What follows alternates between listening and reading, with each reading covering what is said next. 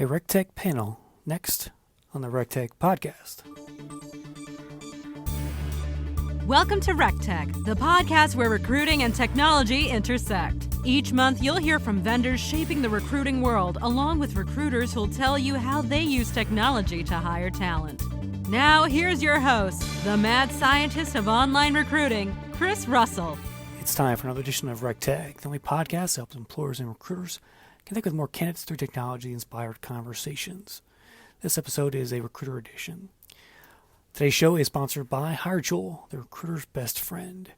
Here's what recruiter Michael Krause says about them. Quote, "The HireTool AI tool is awesome. It saves me hours per day of sourcing by delivering me to the closest match from multiple sources, and it's paid for itself within the first 30 days. HireTool's AI engine is like a personal sourcing assistant that works for you 24/7. You can find anyone's contacts in the analytics, and you get access to undiscovered profiles from the open web. You get a smart search Boolean builder assistant in there, a great Chrome extension, and terrific customer support. They have some of the best support in the industry. So check them out at hiretool.com. That's HireTual.com. And our other sponsor for today's show is RoboRecruiter. If you're looking for a chatbot solution to add to your recruiting mix, well, RoboRecruiter's real-time communication solutions offers a tool that sits between the candidates and employers to enable quicker approvals and dramatically shorter turnaround times when it comes to your screening and hiring. So go to roborecruiter.ai to learn more about them. All right, so a few weeks back, I attended the Open Conference in New York City, put on by ATS provider Greenhouse Software. Over the course of a couple of days of about 1,000 HR pros, mostly from the New York City area, although I believe one guy came in as far as New Zealand, converged for 2 days of learning sessions.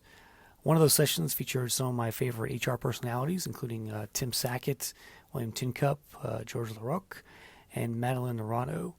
The audio here starts with Sackett saying that sourcers are going to be replaced by technology and goes into other recruiting issues from there. So enjoy the audio. Somebody sitting on their laptop trying to figure out 15 ways to break into an attendee list for a conference. That's no longer sourcing. Because tech can do that and do it more effective. Beat me up, guys. What do you think? Well, I disagree. I think more companies are building internal sourcing functions. I agree with you that the technology is becoming more advanced and companies are going to invest more in the technology, but I think you're still going to need an internal sourcing function to be able to manage those solutions. And, What is that? If I have 25 sourcers right now, does the technology allow me to go to 5? the technology might allow you to go to 5, but I still think there's a dedicated sourcing team within an organization. What I do think will get replaced are third-party recruiters as they have for years and years. Companies will spend less, invest more in the technology, and build out that internal sourcing team, which might be small. Could be. Yeah. So what you're saying then is that like third-party staffing is doing most of the sourcing for a lot of companies. I think a lot of companies spend money on third-party staffing companies as well as some of these sourcing tools that they're now starting to invest in, and then they start saying, okay, where do we need to cut costs? Yeah. I sort of agree with both of you. I think that the sourcing will no doubt be highly automated. I go into the same environments you do. I hear the same LinkedIn comment. That sounds like sourcing to them. And I just did, we're working on this HROS survey, and I did a bunch of roundtables with leaders of Fortune 100 shops, and they're all focused on sourcing as an area to automate. But the thing about automation, you said AI twice, by the way. If we said AI, we have to drink a shot. That's right out the gate. I know. But the thing about AI and machine learning is the machines are very repetitive. So as soon as you change something about the data that you're feeding the machine, they need to start relearning. And the thing about recruiting and sourcing is the sources change, the profiles change, what we're hiring for changes, and it's going to take a different skill set. So where sourcing moved to engagement in the last few years as a big focus, I think you're going to find, to Madeline's point, sourcers managing these tools and becoming more, data analysts and driving the engagement and helping the machines, sort of point toward the right data sets. I think the technology is getting to the point with sourcing that we now have to define what is sourcing really. Because if it is going on LinkedIn and sending it now, then you're not going to have a job very long. Like that is not sourcing. And I think for so many companies that has become what the definition of sourcing. What do you think? So I think go back to the history of why they're sorcerers. Sorcerers, they throw things. The sorcerers are essentially recruiters that split off and became specialists in finding people. So on one level is sourcing a career path out of college? Probably not. Probably not for all the reasons that Tim already spoke about. But is the capability of finding talent? You know, we have to find the talent, then we have to market to the talent, then we have to get the talent to apply. Okay, but once the talent applies, we have all these things to do, right? We still have to find the talent. So is that going away? No. What we call that, I think will change in time, just as it has changed in time. I actually more or less agree with Tim. I don't think sourcing is a career path. I think it's you'll still have people that have to find talent. You can call it whatever you want to call it. You could actually call them the team that finds talent. Yeah. I mean, if you really want to be literal. Talent finders. Talent finders, great. I think someone already has that. Like you That might be it, yeah. People give the talent finder. All right, guys, I'm going to have to ask you to calm down. And we're going to move on to the next quote. Thanks so much. All right. From Madeline, market consolidation in talent acquisition technology is inevitable with too many providers doing too many different things. Fight. So I think it's probably not surprising that market consolidation, we've seen these waves of consolidation over the past decade, and I think we're about to hit another one. And I think it's simply because companies are spending too much money. There's too many different technology providers out there. How many of you use a recruitment marketing platform separate from your ATS? Anybody? Yeah, so none of you, and I think They all use Greenhouse CRM. or well, and I think, even if you're putting out sourcing tools, there's so many different tools that you're using as, whether or not you get rid of all your sourcers or not, there's too much technology out there, and I think we're going to see consolidation in a couple different areas. Question, I know on the HCM side, we see the enterprise suite stuff completely, right? So you have like all the big HCMs out there. Do we see that, do you think on the talent side, do we see like two completely different tech stacks? Because I think what we tend to see is IT wants us to have one, right? They want us to have Workday across the entire organization, and we know like that Workday talent sucks. But and I can say that, right? Yeah, you can. This is Greenhouse stuff. So I think I see like two completely separate stacks, right? HCM has theirs, that's great, but we need something special for Yeah, I agree with that too. And I think we've tried in the past when a consolidation, when a talent management team tries to acquire an ATS, it hasn't worked. Great. I think there's a focus, it deserves its own suite, it deserves its own conversation, but I think we're going to see several ATS providers acquire recruitment marketing providers. There's going to be consolidation in the assessment space and the sourcing space. Yeah, I love you, Matt. I have a really different view of this. Yeah. So I've been waiting for market consolidation since 1998. I was one of the first 10 employees at Brass Ring. Don't hate me. It was great. 1999. It was awesome.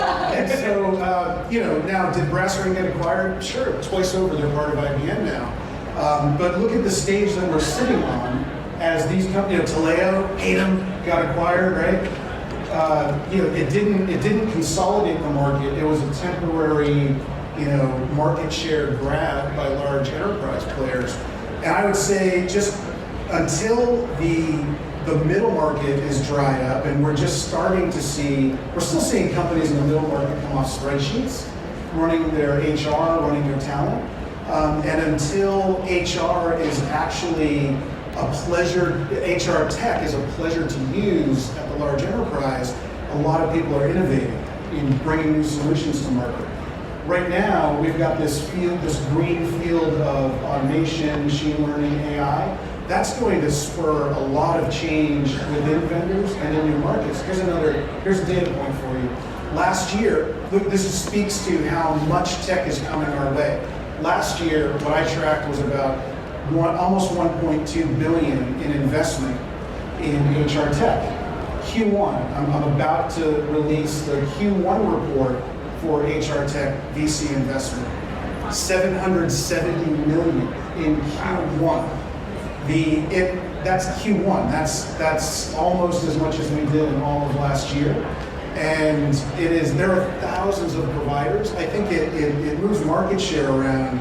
But the other example I'll give you is step out of our market space. If there was a place that should have been ready for consolidation, it was sales and marketing. Look at Salesforce.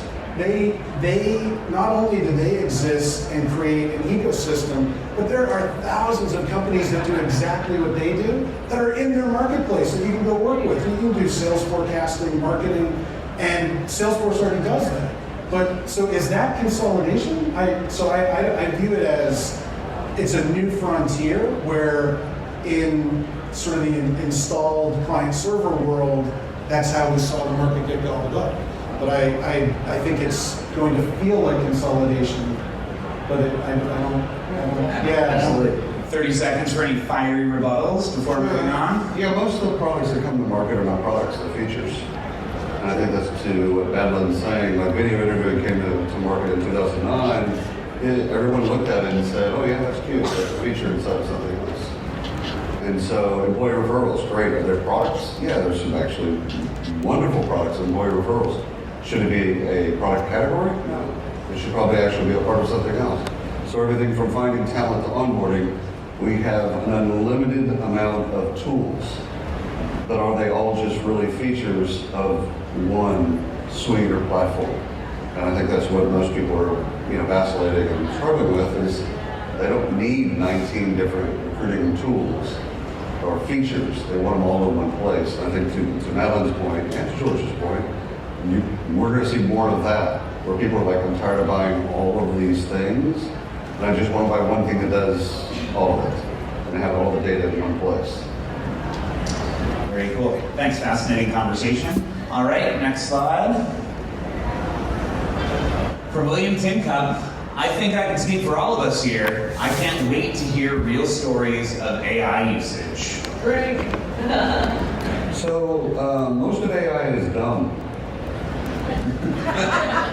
That's the part of the bit.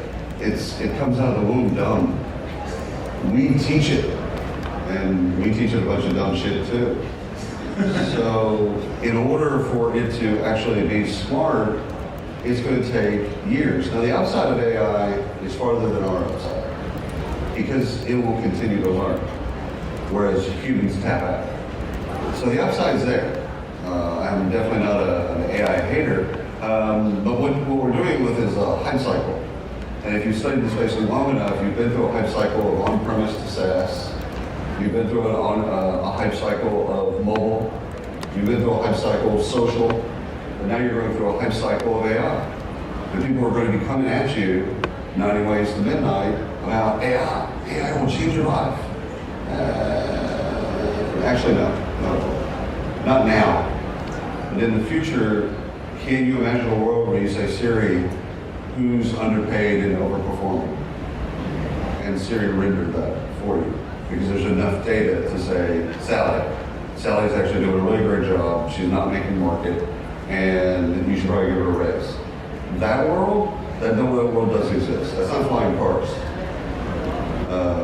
But does that world exist today? No. Hell no. Not absolutely. So the thing is, and I blame mostly the vendors and people like us, quite frankly, because we've got to talk about AI. Because if we don't talk about AI, both the vendor community and the analyst community, then it looks like somehow we're Nathandrals and dragging our knuckles. We're living in the past. That's not true. There's just a rendering of AI that's truthful of where we are today versus where we believe it will go. There is a great future of AI, machine learning, and NLP, and all the other things. Great. Is it today? No. What do you guys think? I agree. I think most of the solutions out there, I think you said it earlier, just don't have enough data to provide real AI. And you see some use cases in other areas outside of HR. I think it's something that could be powerful in the future, but I think the scary thing for a lot of these startups that misuse the term, scary because a lot of people like us, us included, misuse the term, and there just isn't a lot of examples of providers with enough data to truly provide solutions. That's the hard part, right? Is that all these vendors come out and say, "Oh, we have AI built into whatever." It's not really AI. It's just the marketing says it so often. We have to say AI so we can talk about the product, but it's not AI. It's usually some other kind of automation or machine learning, which I do think will have a big impact on how we do our jobs. But it's not AI. Like that's when you said, like, "Oh, Siri, I need to find a software developer to start tomorrow or whatever," and like it just goes out and does it, and all of a sudden, Mary shows up the next day, and like, wow, like that just changed my life. I don't think, Georgia, I'll interrupt for just a second.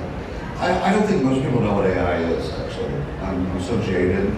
So if there's a jaded son of a bitch on the panel, it's me. I just don't believe that practitioners, no offense, actually know what artificial intelligence is in technology. And I don't think we do either. Nor do I think the vendor community. So there's three constituencies that are all saying the same thing about, oh yeah, AI, the future, the future, future, future. But none of us actually really know to the code what is AI. Did you see Will Smith's movie, I, Robot? Sunny? Anybody? Remember that movie? The Sunny that made the pies with the grandma? To me, that's AI. I want Sunny. I want a robot that can do all that stuff and is like super intelligent. I like Wally. You like Wally? No. Wally was right. George? I know you. I think it's, from my perspective, the employers that I deal with are pretty measured around the AI thing. They believe it's going to have a big impact. They believe that the role of the recruiter will be improved. They do not believe that recruiters' resources will be replaced. And they expect AI to have an impact on the functions of sourcing, scheduling, and some process automation. But nobody's viewing it as like the be-all, end-all. Isn't that naive to think, though? It's a little bit like... Because every technology increase that we have replaces us at some point. So if he says like, oh, it's not going to replace recruiters and sourcers, well, it's going to replace a portion of us. Yeah, but what technology? Look at, we've got 1,000 people here today. They weren't replaced, and we've been doing that. I've been doing this thing since, like, on the tech side since '98, and I was a practitioner for. But isn't that the entire ROI of technology? Is to say, hey, if you get this technology, we're going to be able to actually eliminate a portion of your workforce. But they're doing the same things that I did. A lot of ways you are, but they're not using the same tools, not running the same kind of process for sure. I had to walk to the office uphill both ways to get there, but the tools are better. But the just like the sourcing conversation we had, I just don't see it as it's a human process. Recruiting is a human process, and at some point, I'm not going to take the job from your chatbot. It's just not going to, I'm not even going to take the interview, from your avatar. You're going to have to get on the phone or get in front of me on a video. You might not, but a 16-year-old kid who's coming into the workforce in 8 years might. We don't know that, right? Or in retail. I think there's some use cases where it's like you see someone doing, get a chatbot, hey, can you start in an hour? Sure, be there. Right, but the volume, right, there are always different use cases, but the volume in that retail environment requires more resources to then, handle the back end of that with onboarding and engagement and such. Whenever you're faced with a hype cycle, there's two ways to approach it, and this is all of life. So you're in your horse and buggy, and all of a sudden the first automobile flies by you. You're either excited by that, like, holy shit, wow, I can get there faster and avoid all this other horse shit. Or you fear it. Like, oh my God, what is that thing? That scares the shit out of me. That thing scares me. That's all hype cycles, all of life. Technology advances all the way back to the Stone Age. There's an advancement, fire. Fire happened. I don't know who did it. I'm gonna blame a woman, but fire happened. Just kidding.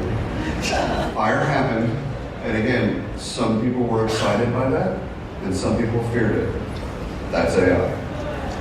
I personally intend to fear it myself. All right, next one. Final quote. All right, from George. Everybody is talking about analytics, but they're looking at Excel spreadsheets. Am I right? Am I right? This is a good, I'll take your hype cycle thing. The analytics, we've had like 3 analytics hype cycles, and they haven't stuck.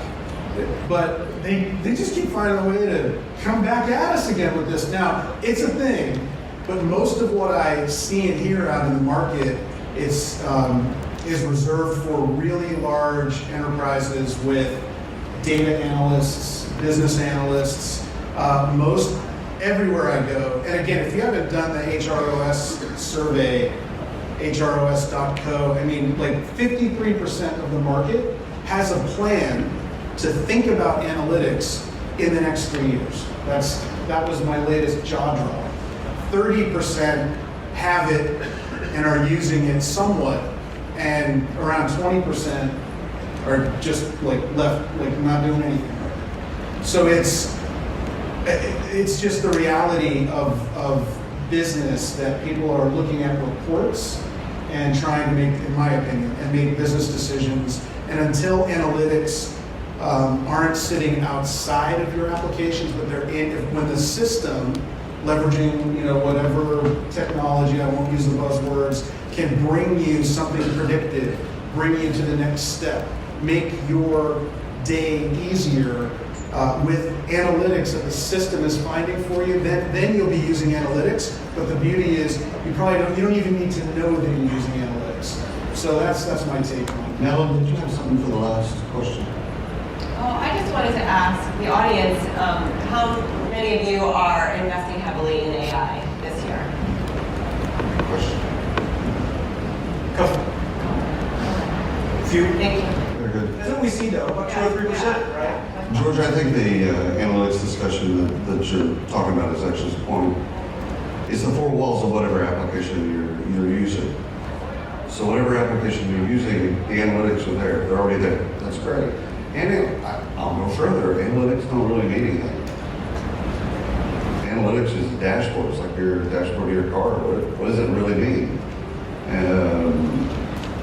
Working in Excel is the way people work. George is right, and unfortunately right.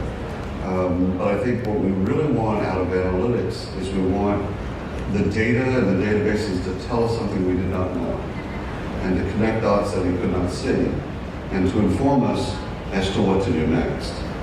So when George was saying predictive, I'd also say reflective. What just happened, what will happen, and what do I need to do? That's not necessarily analytics. Analytics tend to be more of a dashboard. Like, okay, here's your dashboard. And the dashboard doesn't help you live, doesn't help you do anything, doesn't make your life better. I mean, to not have a dashboard, it's kind of scary, I get that. But I don't believe just in analytics for analytics' sake. Analytics has to actually inform me and make me more intelligent.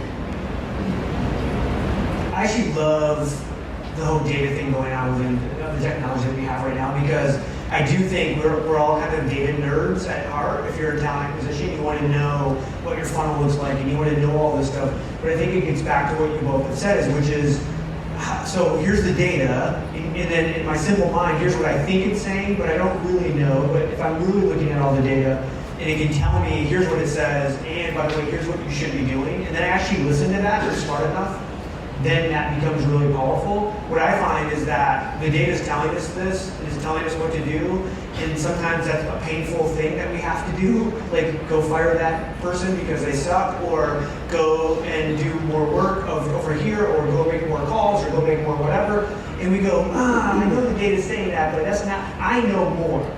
I've been recruiting for 20 years, and I know more than the data. No, you don't. The data doesn't lie, and then we don't.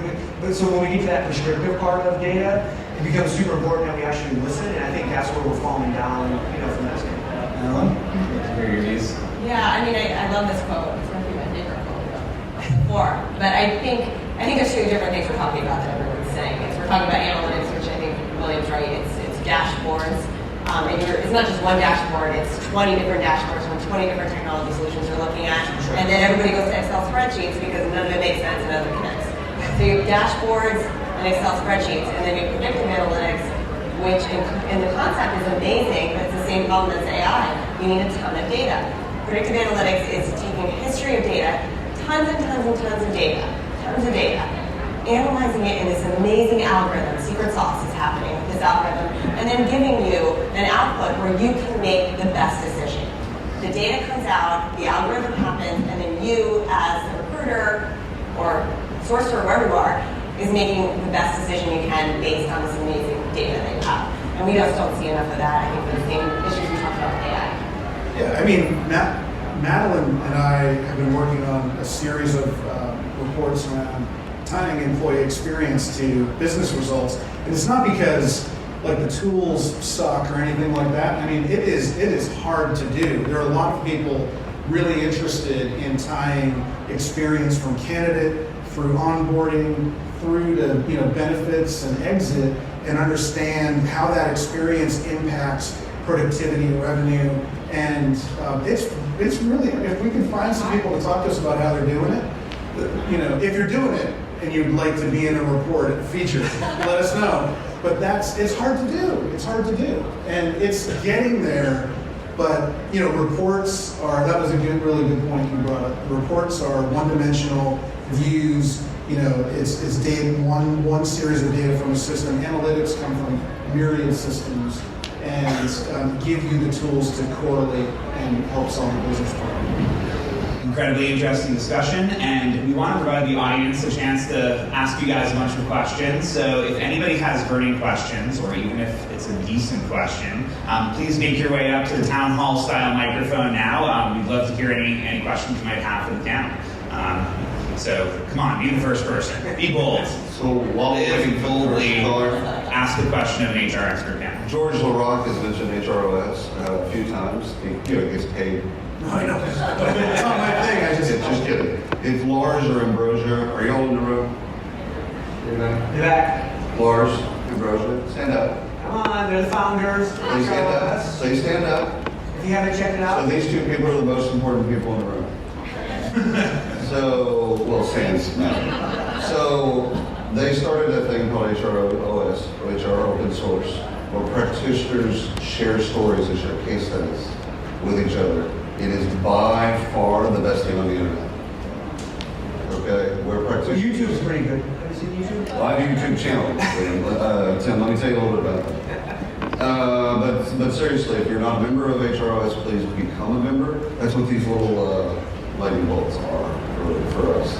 We believe in kind of the movement that they've created, and it's just wonderful to see practitioners share stories with each other. I learn every time I read a case study. I had a chance to chat with Lars last night. Really fascinating stuff. All right, so question time. Maybe introduce yourself, where you're from, and. Another episode of RecTech is in the books. Follow Chris on Twitter at Chris Russell or visit rectechmedia.com, where you can find the audio and links for this show on our blog. RecTech Media helps both HR tech firms and employers to get more clients or candidates through our consulting practice and online tools. So be sure to check out our sites like recruiting headlines, job fairing, and more to stay up to date on what's happening in recruiting. Thanks for listening, and we'll see you soon on the next episode of RecTech, the Recruiting Technology Podcast.